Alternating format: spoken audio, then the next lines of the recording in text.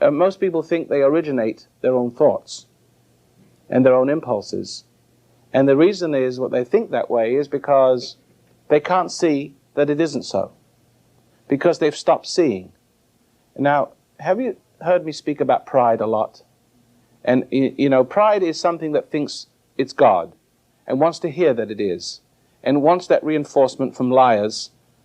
And it needs to be caught up in the excitement of the lie to generate the illusion, to reinforce the illusion that they are something that they are not.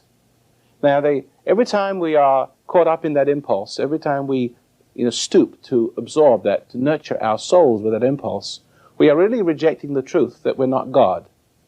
There's a commercial, and maybe this program will be played eons into the future and it won't have any significance, but there's this picture of this woman who she's a mother and she's a lover and she's the breadwinner, and she says, I bring home the bacon and I fry it in a pan and I never let that man forget he's a man. You remember that one? I never let him forget he's a man. Never let him forget. There's always someone there to reinforce the idea that you are something that you are not. And you buy into that by unconscious impulse.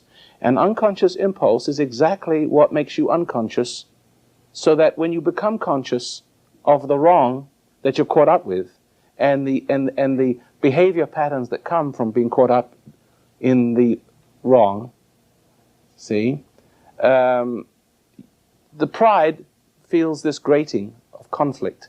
And the impulse is to get away from reality.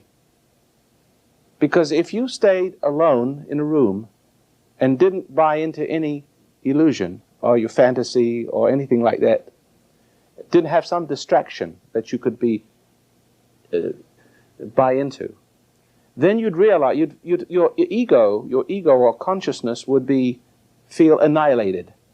You'd feel like you are being, the Christians call it being slain in the spirit.